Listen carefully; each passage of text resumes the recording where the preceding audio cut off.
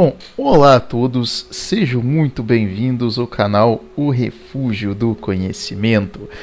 Pessoal, hoje vamos dar continuidade aqui à nossa série, não é? A respeito da história, da cultura e das etnias. Bom, já abordamos várias coisas aqui, não é, na nossa série a respeito do mundo antigo, né? Já falamos aí sobre a jornada do Messias, falamos aqui toda sobre a questão aí da mudança, não é? Aí do paradigma da própria sociedade a partir aí justamente, né, da entrada aí no caso da ação do próprio Deus, né, do próprio ser aí onipotente, né, através de Nosso Senhor Jesus Cristo, né, segunda pessoa da Santíssima Trindade, e como as ações, né, do próprio Deus aí, vamos dizer assim, os seus feitos, né, os seus mistérios, eles se refletem aí quanto à própria sociedade em si. Falamos um pouquinho aqui sobre o início aí da pregação do próprio cristianismo, né? Sobre o início do trabalho ali dos apóstolos, né? O início da evangelização em si. No nosso último encontro aí, nós falamos um pouco a respeito do personagem aqui conhecido como Tibério, né? Que seria aí o segundo imperador romano, né? Sucessor de Augusto, primeiro imperador aí consagrado aí de Roma, né? Lembrando que Júlio César não foi um imperador, não chegou a ser um imperador, né? Mas Augusto, no caso seu sucessor, ele foi imperador romano, primeiro imperador romano. E daí nós tivemos aí Tibério, né? Falamos um pouco aqui sobre a história dele, né? Sobre como, digamos, um rapaz aí que, vamos dizer assim, ele vinha de uma família aí que não teve tanta sorte, questão de ter más alianças, né? Como que o destino acabou fazendo com que ele se tornasse imperador, não por vontade própria do que ele queria, né? O que ele queria era estar com a família dele, com as pessoas que ele amava, mas que o destino, vamos dizer assim, as coisas aí, não é, os meandros aí burocráticos e o próprio meio qual ele vivia acabaram lhe obrigando, né, a seguir esse caminho e a, digamos assim, contrair vários problemas, né, em relação aí a ser justamente imperador, né? Vimos que muitas vezes aí, como no caso de Tibério, né, não é muito interessante você ter o poder nas mãos, né? Principalmente quando ele vem aí com vários problemas, né? Com várias limitações, com várias enfim, vários percalços ruins, né? No caso a pessoa tem de passar e que acabam levando a pessoa de um status, de uma pessoa boa, de uma pessoa heróica, vamos dizer assim, para um indivíduo terrível, né? Que foi o caso de Tibério, né? Que ele tem uma ascensão de glória e ele tem, vamos dizer assim, um fim terrível, né? Como um ser abjeto ali, alguém desprezível, né? De tanto mal que fez no fim de sua vida, né? Justamente pela insanidade, né? Por ter perdido a esposa, filhos, enfim, ele acaba se tornando louco, praticamente, né? Ele acaba entrando em uma situação aí terrível, né?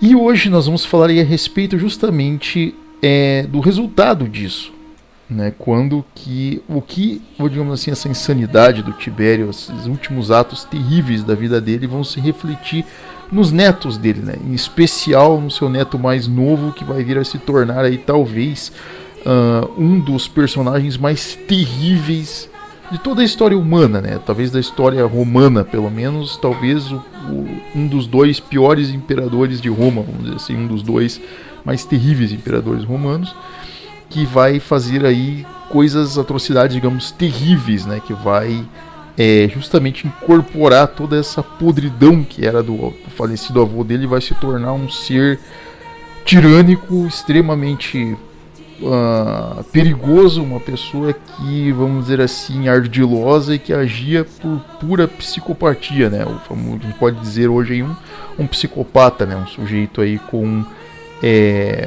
enfim, desejos insanos, né? Nós vamos falar aqui hoje justamente de Caio César, mais conhecido aí popularmente como Calígula, né?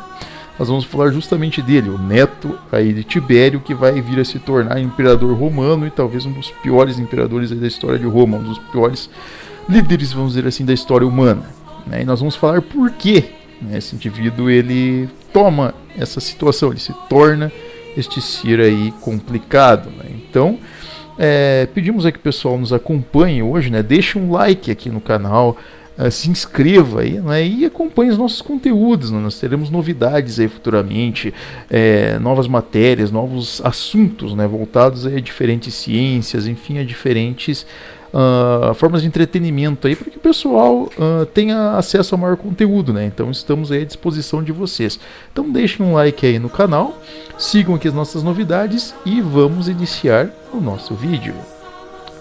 Então, né, nascido na região de Anzio, atual Península Itálica, né, por volta de 12 depois de Cristo, Caio César ele era o terceiro de 6 filhos, né, frutos do matrimônio entre o respeitadíssimo general Germânico, né, filho adotivo de Tibério, e Vipsânia Agrippina, né, sua fiel e modesta esposa, tendo como irmãos Júlio Nero, Drúzio Júlio, Lívila, Drúzila e Agripínila, né, que eram seus irmãos. Em sua inocente infância, esse jovem, né, Caio César, ele teve um bom tratamento por parte de seus pais, inclusive recebendo carinho e atenção. Ele é uma criança como qualquer outra, né, sadia, de bom comportamento, uma criança inocente. E sabe-se que neste período, o pequenino Caio César, ele acompanhava a comitiva junto das legiões romanas comandadas por seu pai. Então Calígula, ali sendo uma criancinha, né, no caso Caio César, ali, com seus 2, 3 anos de idade, ali, sendo pequenino, né, a sua família acompanhava ali com outros súditos, ali, né, com outros cidadãos, acompanhavam as comitivas ali da legião romana em suas campanhas, até porque um exército ele não vai para uma batalha sozinho, né. Os exércitos, principalmente a legião romana, ela tinha toda uma estrutura que acompanhava, né, com pessoas que cozinhavam para os soldados, com pessoas que cuidavam, né, dos ferimentos dos soldados, entre outros. Então você tinha toda uma estruturação que os acompanhava. E às vezes até os próprios familiares, alguns familiares acompanhavam esses legionários em campanha, principalmente no caso os oficiais, né, no caso aí os comandantes, né, da legião romana. E no caso da família de Caio César, o pai dele, Germânico, era um general, né, e filho aí do próprio imperador, né, de Tibério. Então sendo aí Caio César o neto biológico aí de Tibério, né. E o pequenino, muito inspirado inclusive no exemplo, né, de seu pai sendo aí um grande guerreiro, ele muito insistiu para que a sua mãe, ali no caso Agripina, né, Vipsânia Agripina, e as suas irmãs lhes fizessem uma roupa parecida com a do seu grande ídolo, no caso seu pai. E compunha-se de uma túnica de linho interna, olha só, uma pequena armadura, vamos dizer, como eles dispunham ali, né, com algumas chapas de ferro, um elmo improvisado, assim como um afiador de espadas e um par de calças. Ali no caso, e as ditas cáligas. Cáliga, que é uma espécie de bota de batalha romana, né, que é o que os legionários usavam, uma espécie de bota de couro ali que eles utilizavam para couro de animal ali, né, que eles usavam para proteger os seus pés durante o frio, durante as batalhas, enfim, durante as intempéries. E ele utilizava, no caso, o Caio César utilizava essas cáligas entre a sua indumentária de batalha ali, né, suas roupas. E tão logo, né, o menino lhe aparecera vestido dessa forma, ele acabara por se tornar, inclusive, o mascote da legião, né? Porque era uma criancinha ali, um menininho pequenininho, que parecia um mini soldado, né? E os legionários achavam graça naquilo, achavam bonitinho, achavam algo fofinho, como a gente diria aí, né, na nossa cultura, né? Algo aí bonito, né? Algo engraçado, meigo. E ele acaba sendo apelidado carinhosamente, né, por parte dos soldados, de Calígula, né, que viria a ser aí no caso em itálico, né, ou latim, botinhas. A tradução seria pequenas botas, né, botinhas, porque ele tinha os pezinhos pequenos, pezinhos de anjo. Então ele vestia botinhas, cáligas, né? Calígula, então, nesse caso. As pessoas pensam normalmente, Calígula significa algo ruim, terrível, assustador. Não, significa pequenas botas. Botinhas pequenas, né? Então, o apelido dele, que ele não gostava, inclusive, né, que Caio César odiava, era Calígula, né? E as pessoas o chamavam carinhosamente de Calígula por causa dos seus pezinhos pequenos. E o menino, por si, ele odiava seu apelido, mas amava a companhia de sua família. Então ele era um menininho, vamos dizer assim, espirituoso, um menininho, enfim, curioso ali, que andava junto do seu pai, enfim, ou, vamos dizer assim, obediente à sua família, uma criança como qualquer outra, né? Uma criança aí comum, né? E a sua infância, ela transcorria justamente de forma sadia, né, como qualquer outra criança, né, de uma classe média alta ali, com uma vida ali comum, né. Porém, ocorrem coisas terríveis, né. Por volta ali dos 7 anos de idade, Calígula acompanhou seu pai, né, em uma campanha militar na Síria, que fica aí no extremo leste do Império Romano na época, inclusive, né, que era governada por uma espécie de governante fantoche ali, não é? Um líder fantoche chamado Carpúnio, né? E Carpúnio, ele, como nós já contamos aí no nosso último episódio, né? Sugiro que o pessoal assista. Carpúnio, ele, de forma covarde, né? Ele envenenou, né? No caso, Germânico, né? E, enfim, acaba matando, né? Acaba assassinando o Germânico envenenado, né? Uma espécie de resposta aí contra Roma. E o pequeno Caio César, ele fica traumatizado, né, com esse terrível episódio, porque ele descobre que o pai dele foi envenenado e morto, né? Então ele cria já uma espécie de paranoia desde criança com essa coisa aí de assassinatos em família, né? No caso de governantes aí focarem justamente em matarem os familiares dele. Isso, obviamente, assola o império todo, porque Germânico era visto como um grande general, um general bom, de bom coração, uma pessoa boa, que cuidava da família dele. Ele acaba sendo morto covardemente, né? E isso acaba abalando, inclusive, Tibério, como nós já falamos no episódio passado. E para Calígula, pior ainda, pois era o pai dele, né? Então ele, sem um amparo paterno, né? Sem a figura do pai, né? Calígula, ele viveu com sua mãe e irmãos ali mais novos nas cercanias de Roma por um período ali da sua infância, né? Tentando ali se recuperar desse trauma, onde ele tentava se concentrar inclusive em seus estudos, né? Sendo uma criança comum, porém já com esse trauma terrível na vida dele, né? Sendo que a família dele se afastou de todo esse mundo romano, digamos, né? Porém, ocorre um grande caos, né, em sua vida, quando a mãe dele, no caso a própria Agripina, né, no caso Vipsânia Agripina, ela começa a cogitar a possibilidade de se aliar ao pretor Sejano, o qual ele manipulava o trono na ausência de Tibério. Então olha que situação, né? No caso de Vipsânia, ela era uma viúva, então ela começa a ceder ali às investidas, vamos dizer assim, investidas ali de união, vamos colocar entre aspas, assim, de namoro, enfim, de união, com o Sejano, né? Que na época Sejano era o número 1 de Roma, digamos, burocrático, abaixo do imperador, sendo ele uma espécie de pretor conselheiro, né? E como Tibério estava afastado por problemas de sanidade já, né, com vários problemas em relação a isso, depressão e outros problemas, Sejano, ele, vamos dizer assim, se portava como se fosse quase um imperador, né, embora não fosse. E Agripina acaba meio que se aliando com ele, ali, enfim, aceitando as suas investidas em certo ponto. E descobrindo isso, enfurecido, né, o imperador, nesse caso Tibério, ele ordenou a execução de Sejano, como nós falamos no episódio passado, mandou executar Sejano, né, dar um fim nele.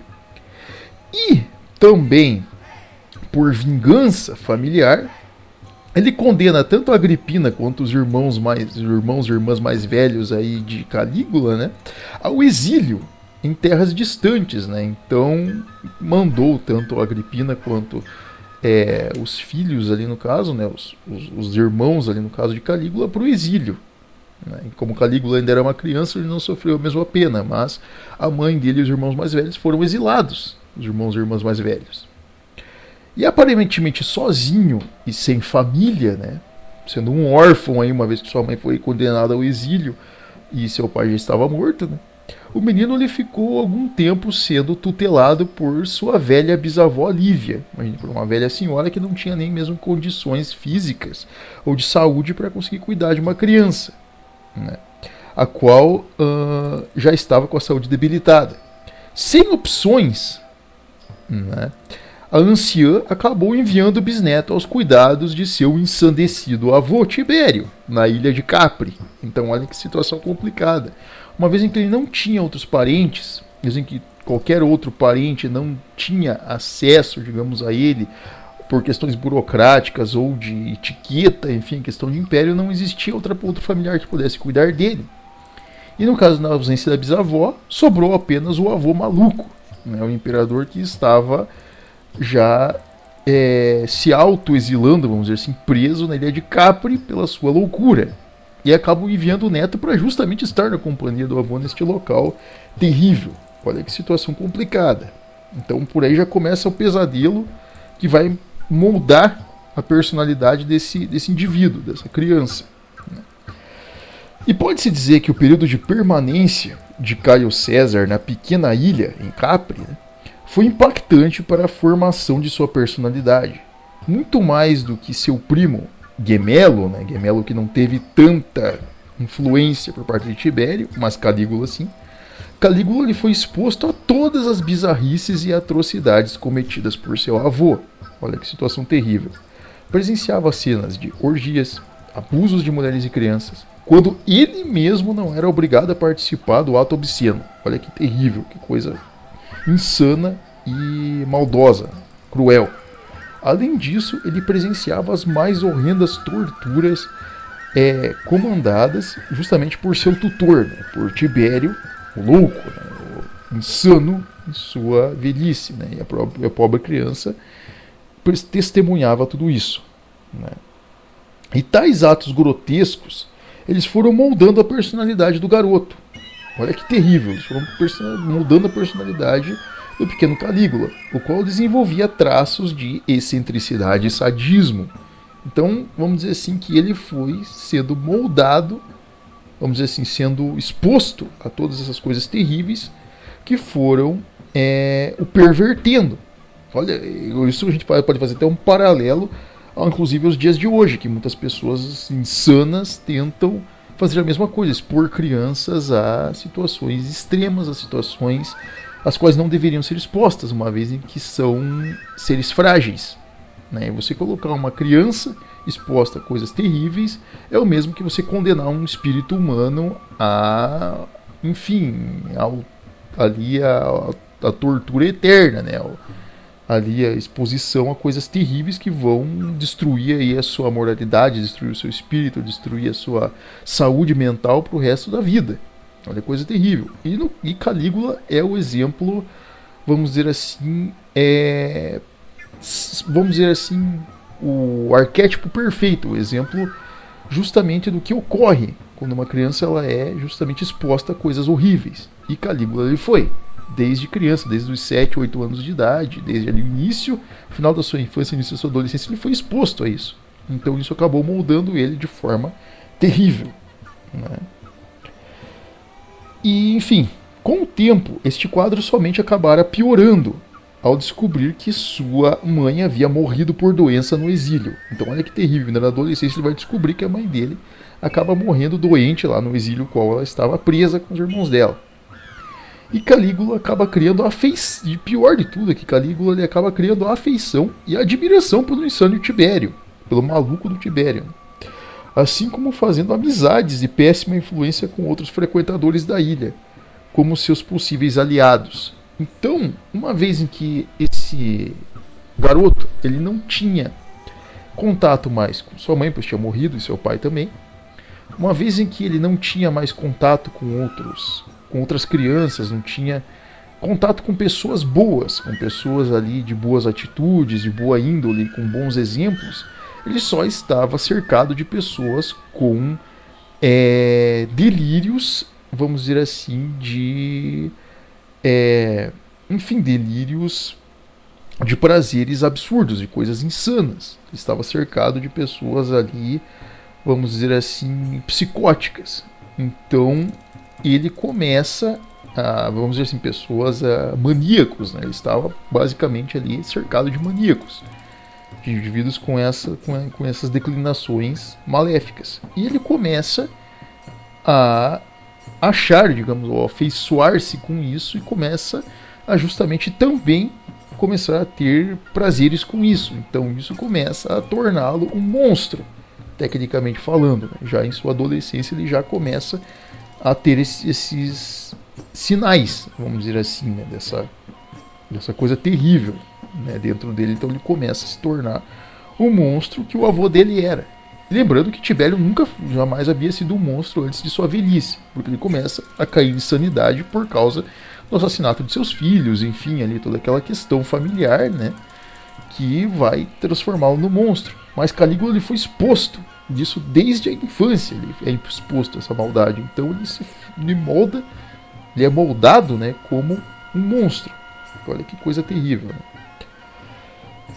E, enfim, toda a torpe atmosfera e bajulações, né, no caso ali quanto a Tibério, né, admirando o Tibério e o bajulando, rendem a Calígula o cargo de questor, né, vindo a se tornar uma espécie de interlocutor e protegido do imperador dentro do Senado. Então Calígula se torna uma espécie de voz, ali quando ele alcança ali certa final da adolescência, início da juventude, ele se torna questor. Então ele vira uma voz, um mensageiro de Tibério ali em relação ao Senado. Então ele se torna um interlocutor. Ele entra no Senado romano ali se tornando uma espécie de interlocutor. E já demonstrando no Senado ali que ele não era uma pessoa, vamos dizer assim, de moral muito respeitada. Uma pessoa já que já demonstrava certas coisas um pouco absurdas, né? Então, vamos dizer assim, que Calígula ele tem essa, vamos dizer, já demonstra essa personalidade meio complexa, né? meio absurda, inclusive, né? Enfim.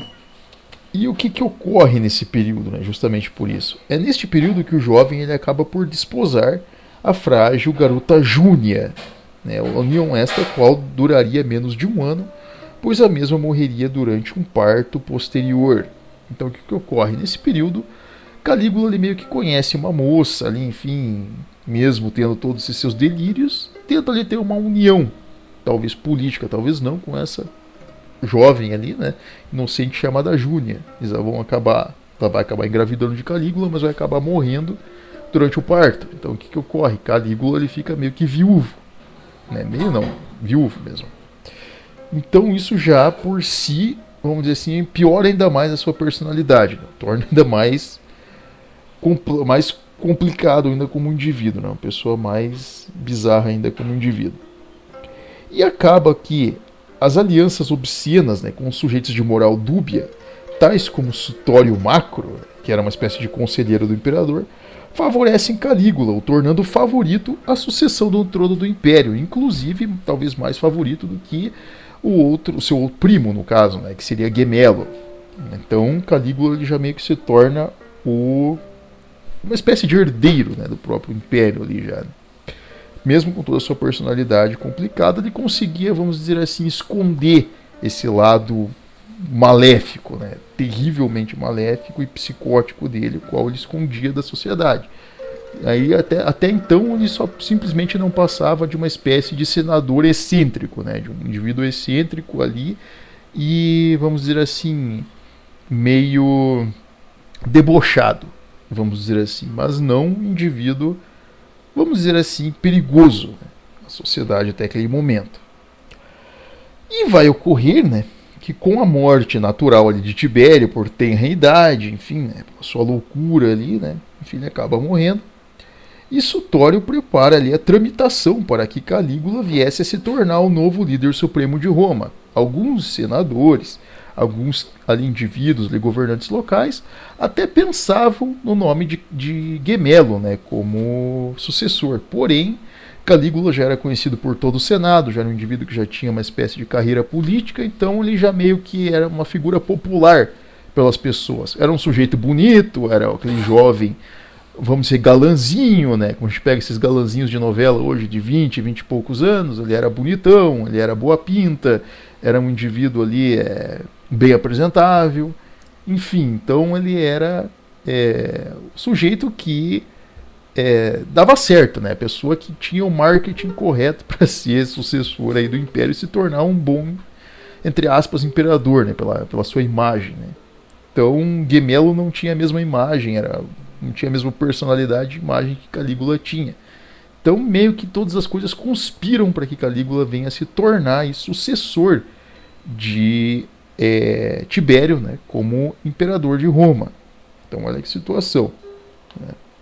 E aclamado justamente pela população romana, com direito a urras e gritos que diziam nossa estrela, e inclusive chamavam de nosso bebê, né, menção aí de ser filho de Germânico, né, assim como um rapaz de beleza notável, Calígula ele se torna aí, né, empossado aí como imperador aí de Roma, né, aclamado aí como imperador de Roma.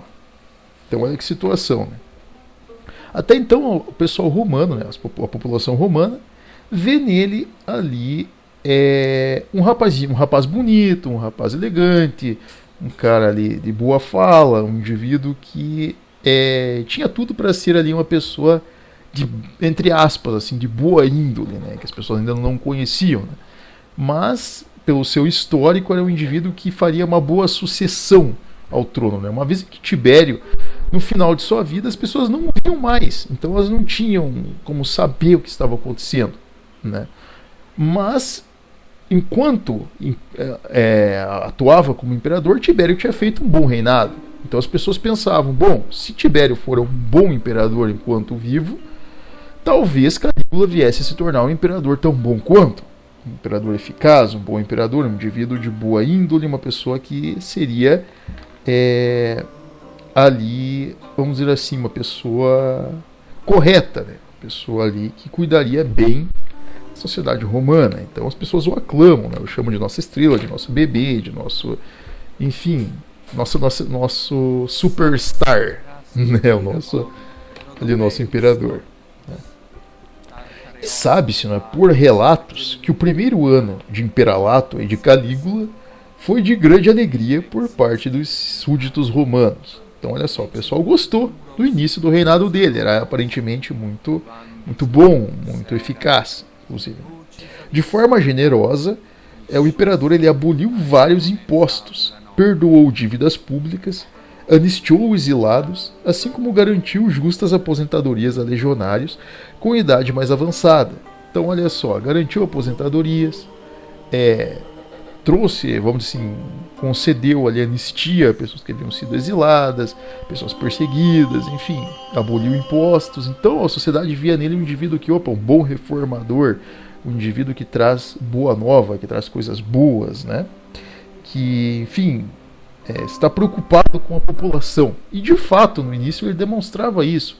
Era um indivíduo que por onde ele passava, ele buscava compreender o que estava acontecendo com a sociedade. Ele era um indivíduo assim que ele tentava transparecer ali o status de uma pessoa, vamos dizer assim, uma pessoa ali comprometida, né, com a sociedade. Então isso era notável, né, até pela população nesse início, né. Enfim, e é algo até que vamos dizer assim, bem notável, né, inclusive, até essa questão. Além disso, ele garantiu a reestruturação de portos, olha só que interessante, para o transporte de alimentos e especiarias, né, garantindo o abastecimento das cidades romanas. Então ele ajudou muito a questão da agricultura também, né, para ali transportar alimentação, transportar especiarias, temperos e outras coisas que as pessoas utilizavam, né, na alimentação, bebidas e outras coisas. Então ele era um indivíduo ali preocupado com a questão do abastecimento das cidades. Assim como também incentivou a construção de hipogéus. O que seriam hipogéus, né? Arenas de corrida de bigas. Como a gente assiste aqueles filmes, né? Como Ben-Hur, por exemplo, né? O pessoal já assistiu esse filme aí, Ben-Hur, aquela questão das corridas de bigas, né? Antes mesmo de terem as grandes arenas de batalha romanas, né? Que nós vamos falar aí posteriormente, inclusive da principal delas, os hipogeus eram tão conhecidos quanto, que era uma espécie do que hoje seria comparável com os circuitos de corrida que nós temos hoje, os circuitos ovais de corrida, né, que são famosos nos Estados Unidos, por exemplo, né, alguns países europeus, são baseados nos hipogeus romanos, que tinham o mesmo formato, porém eram retos, né, de saibro, que eram utilizados ali para corridas de biga. Olha que interessantes. E academias de combate de gladiadores, olha só, garantindo o entretenimento da população. E de forma solene, Calígula ele também realizou o traslado dos restos ali de sua mãe para o Arapaces, né, que seria aí o altar, digamos, dedicado exclusivamente ao culto aos imperadores. O pessoal lá que era politeísta, né, os pagãos, prestavam culto ali aos imperadores. Então, Calígula, de forma solene, ele traz os restos de sua mãe, que havia sido exilada, né, para o Arapaces, né, para que ali ela tivesse o descanso dela no Arapaces. Então, vamos dizer assim, que no início as pessoas viam ali Calígula como um indivíduo, um construtor, um indivíduo ali que trazia coisas boas, estava preocupado com o entretenimento da população, trazer coisas boas, novidades, enfim. E a população se beneficiava com isso, viam nele um indivíduo bom. Então, por onde ele passava, todo mundo aclamava o sujeito. Ninguém sabia a podridão que ele era, obviamente, na vida interna dele, o sujeito extremamente maléfico que ele era. Mas, publicamente, ele fazia coisas que deixavam as pessoas admiradas por ele. Então o sujeito era incrível, né, por onde passava. Que nem muitas celebridades são hoje em dia, né? As pessoas podem admirá-las pelo seu trabalho na tela, mas por trás o sujeito pode ser uma pessoa terrível, né? E poucas pessoas sabem. Mas, enfim, no período, no caso ali com Calígula, acontecia isso. As pessoas o viam dessa forma, né? Bom, e também em relação a isso, né, a fim de deixar sua marca como líder, né, do Império Romano, o imperador lhe ordenou construções como dos portos de Régio e Sicília, né? Inclusive os templos de Augusto, os teatros de Pompeu e Septa Júlia, que eram grandes teatros, inclusive na região, os quais se tornam aí grandes maravilhas romanas, né? E além disso, ele ordenou a construção do circo de Caio Nero, o qual encomendou um obelisco diretamente das pedreiras egípcias, né? A região lá de Assuã, no Egito, ele conseguiu trazer um obelisco egípcio para conseguir colocar no centro dessa praça, vamos dizer assim, de eventos. E esse obelisco ele existe inclusive até os dias atuais, localizado, acreditem ou não, na Praça de São Pedro, né, onde hoje se localiza o Vaticano. Para quem olhar, no caso, uma imagem, por exemplo, da Praça de São Pedro, vai ver um obelisco no meio, né, que é o obelisco do anjo, que a gente fala, que tem um anjo em cima daquele obelisco, que foi totalmente reestruturado, obviamente. Vamos falar disso muito posteriormente, né? Mas no período quem trouxe esse obelisco para Roma foi Calígula, né, durante o reinado dele. Olha só. Bom, e uma coisa aqui que nós temos que ver, não é? Até esse momento há de se entender que o reinado de Calígula foi excelente. Foi um reinado no qual as pessoas o admiravam e diziam ser talvez o melhor imperador de Roma. Talvez melhor do que Augusto, melhor mesmo do que Tibério. Então as pessoas falavam, olha, fez muita coisa, um sujeito construtor, um sujeito ali visionário, né, uma pessoa ali legal. Né, mas as pessoas não o conheciam muito pessoalmente, né, não, sua vida pessoal não era muito exposta. Né, e aí é que vai entrar o problema, né, porque isso vai acabar surgindo posteriormente. Uma pessoa ela não consegue fingir ser algo por muito tempo. Então essa pessoa ela vai deixar transparecer as coisas que, vamos dizer assim, seus defeitos, seus problemas. No caso dele eram muitos, né?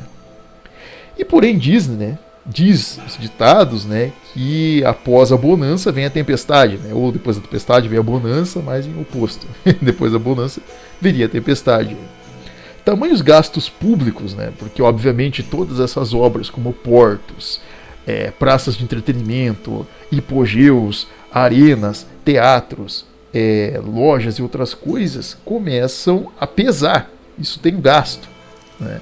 E esses gastos públicos por parte de Calígula começam a endividar a burocracia estatal. Então o sujeito era um bom construtor, mas era também um grande gastador. E isso começa a pesar nos cofres públicos de Roma, vamos dizer assim. A pessoa começa a ficar endividada, a burocracia. E o que acontece?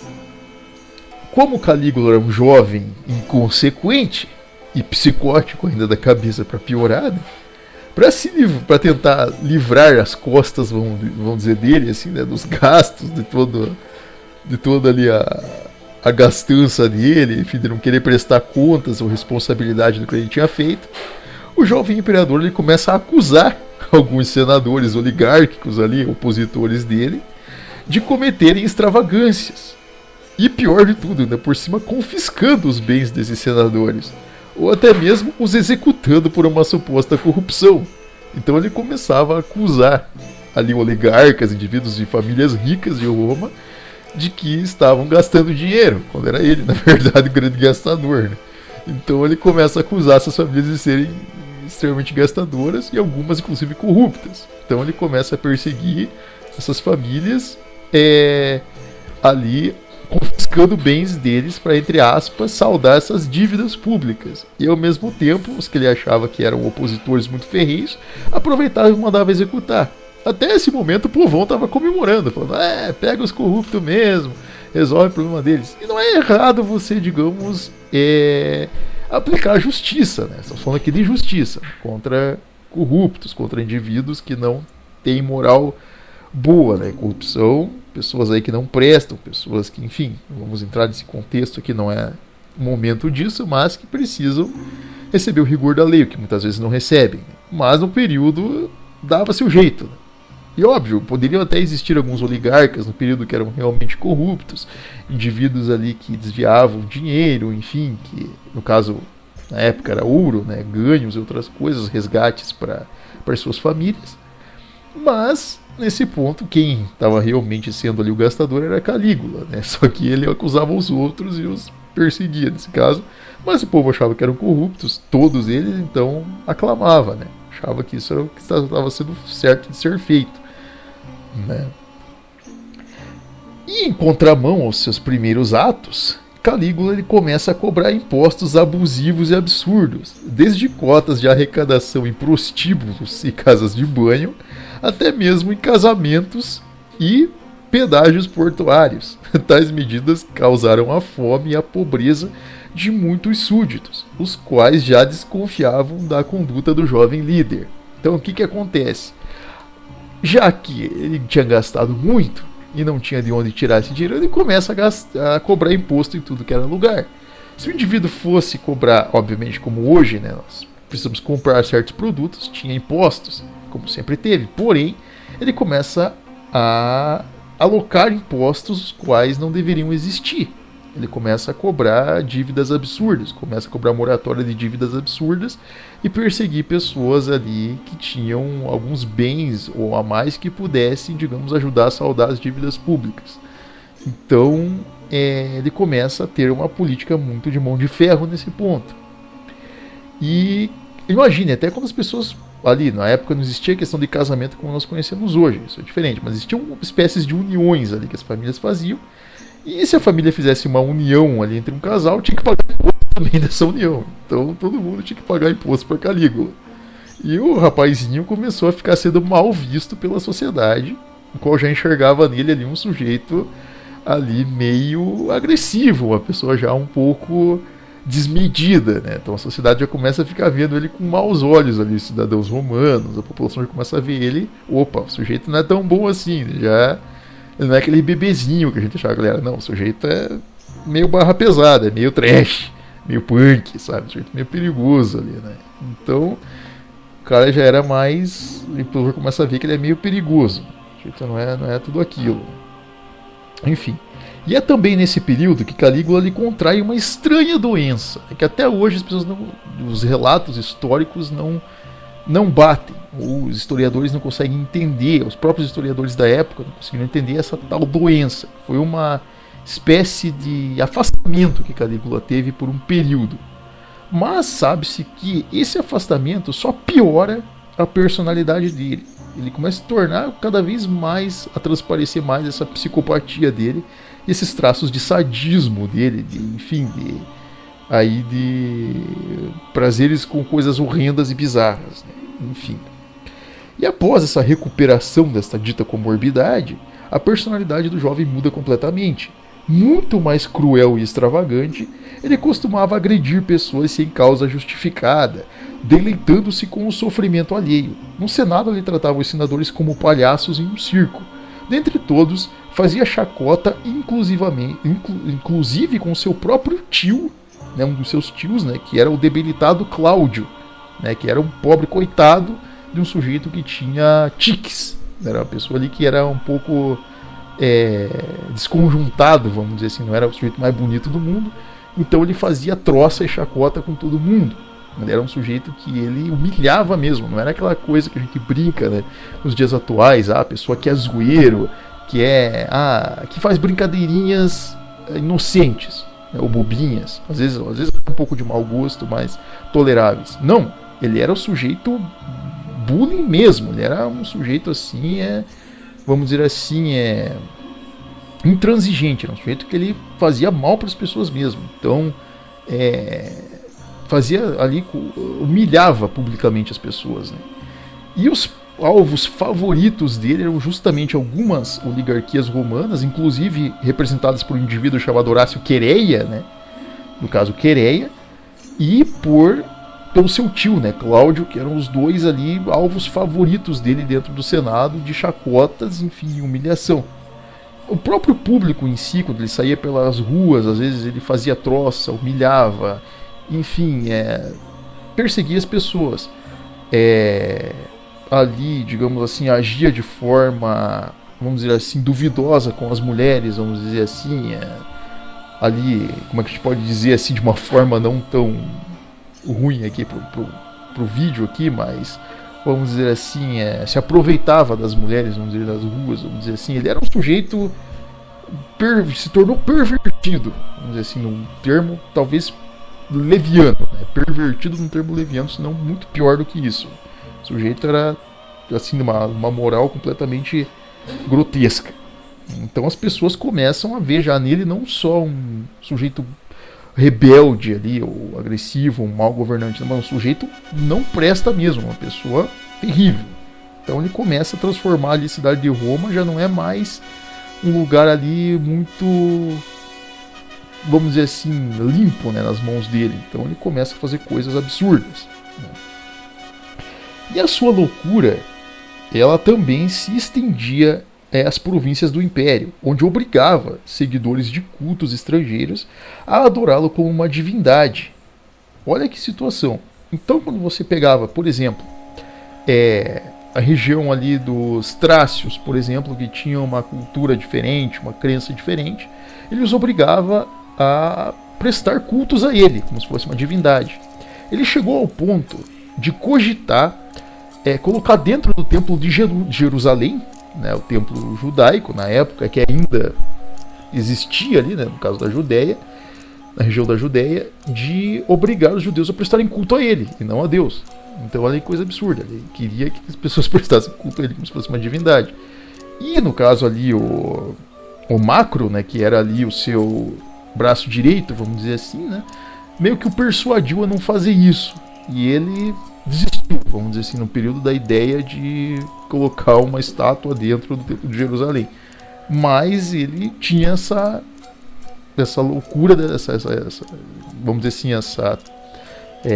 esse idealismo maluco de fazer essas coisas, de que ele fosse vamos dizer assim, que endeusado, né? Ele era um sujeito, vamos dizer assim, absurdo. Certas vezes ele inclusive se vestia até de divindade e entrava dentro do Senado romano e queria que os senadores o ficassem reverenciando como se fosse uma divindade. Era bem absurdo mesmo, um sujeito meio que insano na cabeça. Então ele queria se portar dessa forma. Mas, por mais absurdo que seja, nada disso se comparava à sua psicopatia. Tinha ele o prazer de organizar, olha que coisa terrível que esse sujeito ele fazia. Ele organizava banquetes com convidados, pegava pessoas aleatoriamente, pessoas ali do Senado, indivíduos às vezes do escalão burocrático, até pessoas que ele conhecia nas ruas. Ele convidava esses indivíduos, esses homens, para esses banquetes. E o que acontecia? exigia que eles trouxessem suas esposas e seus filhos. E durante esse banquete ele embriagava tanto os homens quanto as mulheres. Enfim, entupia essas pessoas de bebida, né, vinho. Nessa época o pessoal ficava, enfim, pra lá de bragadá, né? O pessoal ficava, vamos dizer assim, embriagado, né? E após isso, ele ia lá e, bom, como todo psicopata, todo o maníaco pervertido, ele ia lá e, enfim, se aproveitava das mulheres e das crianças. Então o cara era, enfim, um monstro, né? Ia lá e fazia todas essas bizarrices com os inocentes, né? Com ali as mulheres e as crianças ali dos homens que estavam embriagados, como um ato monstruoso e brutal. Então ele se aproveitava das pessoas, ele era cruel, né? Psicopata. E quando entediado, ele matava escravos a pauladas, justamente por puro prazer. Esse ficou conhecido, né, nesse período em Roma como um dos períodos de maior terror pela população romana. Nada a gente se lembrar-se, né, que nesse período ainda o cristianismo ele não estava ainda presente em Roma. Ele estava no início ainda da pregação do cristianismo ali com São Pedro Apóstolo, ali com São Paulo, enfim, não tinha ainda tantas raízes em Roma. Era o período ali de algumas décadas ali, né, do início ali do cristianismo, então não tinha ainda raízes em Roma. Mas para a população politeísta, a população ali, o populacho romano, foi um período de muito terror, porque as pessoas viam ali nas mãos de Calígula coisas terríveis. Ele perseguia pessoas, ele cobrava impostos absurdos, matava escravos a pauladas. Ele era um sádico, ele era maluco, ele era uma pessoa extremamente psicótica. Então o reino ele começa a, digamos, ali o império começa a temer, digamos, a quem o governava, né? Não é muito diferente do que alguns líderes que nós temos hoje, por exemplo, no qual as pessoas temem, né? As pessoas temem se pronunciar, temem sua liberdade de falar, de se expressar, vamos dizer assim, suas opiniões, os seus princípios, sua própria crença, com medo de serem executados, sei lá, presos, enfim, as coisas mais absurdas possíveis, né? E naquele período as pessoas sentiam medo justamente nesse indivíduo, Calígula, que funcionava da mesma forma. Ele era um monstro ali governando as pessoas. Então ele fazia aquele moleque ali psicótico, fazia o que ele bem queria. Então foi um período extremamente, vamos dizer assim, assustador, né, para os súditos romanos. Isso, né? As suas atrocidades, elas começam a justamente provocar a ira dentro do Senado e dos seus opositores, né, que começam já a fazer complôs contra ele. E quem encabeçava justamente esses complôs era justamente, aqui fazendo uma errata, tá, pessoal? Não é Horácio Quereia, Cássio Quereia, né? Cássio Quereia, ele era basicamente aí o cabeça, vamos dizer assim, da sua oposição, no caso da oposição contra Calígula. E Quereia o odiava, né, realmente, e queria a sua execução. E é o que ele faz, ele se organiza ali com outros pretores da guarda pretoriana e organiza uma espécie de motim, né? Organiza ali uma tentativa de assassinato contra Calígula, né? Justamente pelas insanidades dele, pelas maldades dele, enfim, que já chegavam a pontos terríveis, né? De abusar de pessoas, fazer coisas terríveis e sair sempre impune, né?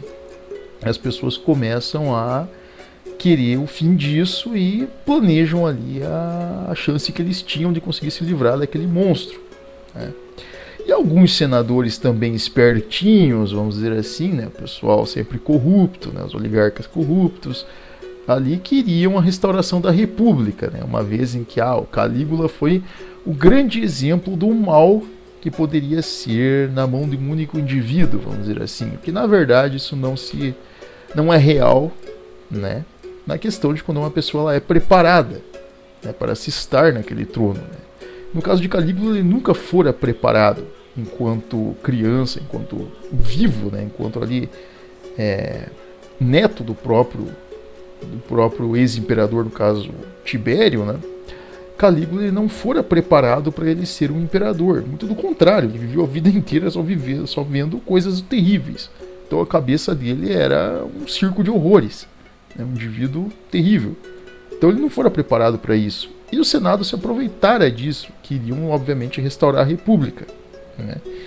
E alguns inclusive patrocinam Quereia e outros ali, indivíduos ali da ordem pretoriana ali para que executassem Calígula. E eles conseguem, né? Eles vão lá, aproveitam-se de uma deixa, né, no qual Calígula estava ausente ali em um evento, né, quando ele estava tramitando ali em um dos locais ali de um dos círculos de eventos romanos, né, enquanto ele estava caminhando, o encurralam e o matam também a punhaladas, tal como fizeram com Júlio César, fizeram com Calígula também, né, mataram o indivíduo a punhaladas, né, no caso tanto Quereia quanto outros dois indivíduos ali o cercaram e o apunhalaram até o matarem. Que esse foi o fim, digamos assim, tão terrível quanto ali a vida de Calígula. Então Calígula ele foi excêntrico na sua vida inteira, né? Ele foi terrível tanto no seu nascimento quanto no seu governo, enfim, ali na sua juventude, no seu governo, enfim, sendo ali essa pessoa terrível, essa pessoa aí sem escrúpulo nenhum.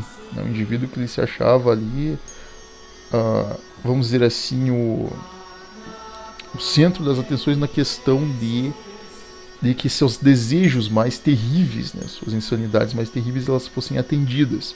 E a população ela tinha que segui-lo de alguma forma ou de outra na cabeça dele, né? Serem ali os seus, vamos dizer assim, os seus instrumentos de terror, né? Então ele era um sujeito realmente bizarro, terrível, mesmo sendo para mostrar, né, como a beleza não molda o caráter às vezes de uma pessoa. E mesmo ele sendo um sujeito bonito, um sujeito extremamente apresentável no marketing, ele era uma figura bizarra, de terror, a pior figura possível, o ser mais aterrorizante possível no seu reinado, conhecido como o reinado do terror romano. E que durou poucos anos. E o próprio, da mesma forma como começou, terminou imaturo, com o próprio Senado planejando a sua morte, né? E tentando dar um golpe, né? Tentando recuperar aí a República Romana, né? E o que ocorre? Os senadores, justamente ali, vamos dizer assim,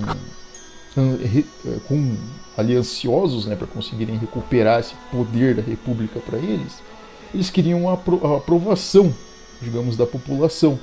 Só que o que acontecia? Os próprios pretores, no caso, os legionários romanos, tanto os soldados quanto a população, eles confiavam no Império, mesmo com Calígula sendo um sujeito terrível, que teve o seu fim terrível, as pessoas não apoiavam o Senado. Desde a época de Júlio César, eles jamais apoiavam o Senado, porque sabiam que ali só se encontravam pessoas de má índole, indivíduos cujo poder, enfim, cujo acúmulo de poder os fizera se corromperem. Então eram pessoas que não eram de confiança.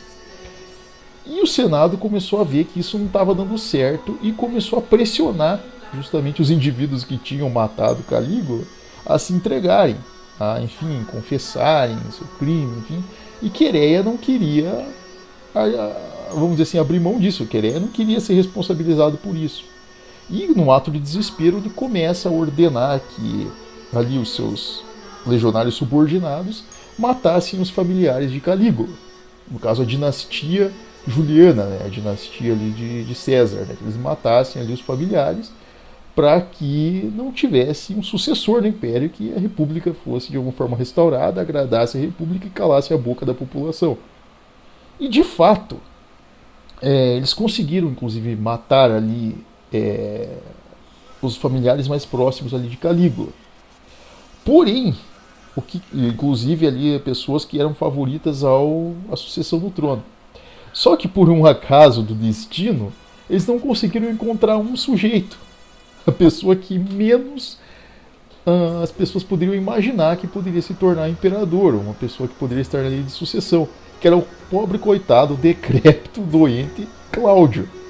que o pobre coitado estava justamente fora de Roma quando tudo isso aconteceu. Ele era uma pessoa debilitada e quase não vivia em Roma. Ele vivia mais no interior da Península Itálica. Então, quando ocorreu essa cena brutal, né, essa perseguição ali contra Calígula e contra a família, contra ali a execução da dinastia Juliana por parte dos pretores, Cláudio ele não estava em Roma.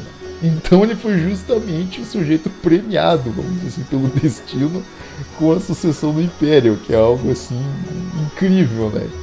E nós justamente vamos contar sobre essa história, né, de Cláudio no nosso próximo episódio da nossa série. E posteriormente estaremos aqui abordando outros assuntos aí também de outras áreas.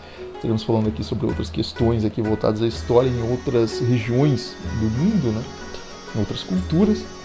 Porém, em sucessão à questão romana, né? A história romana, nós veremos aí posteriormente que o indivíduo menos provável se tornar imperador ele vai ser o sucessor justamente aí de Calígula, né? no Império Romano. Então, da mesma forma como os senadores deram fim em Calígula, eles não conseguiram recuperar a República, muito pelo contrário, a população foi lá e encontrou na própria casa do destino ali um sujeito que vai fazer um governo completamente diferente ao de Calígula, vai fazer algo incrível, coisa assim que as pessoas jamais esperariam de um governante. Nós falaremos a respeito disso no nosso próximo episódio, né? Mas desde já espero que o pessoal tenha gostado aqui do nosso conteúdo de hoje, procuremos ser um pouco mais breves, né? Mas se gostaram, me deem um like no canal, pessoal. Se tiverem sugestões aí, podem mandar nos comentários. Bom, em relação aqui a novidades, teremos novos conteúdos aí posteriormente. Fiquem ligados e nos vemos aí no nosso próximo encontro. Desde já, muito obrigado.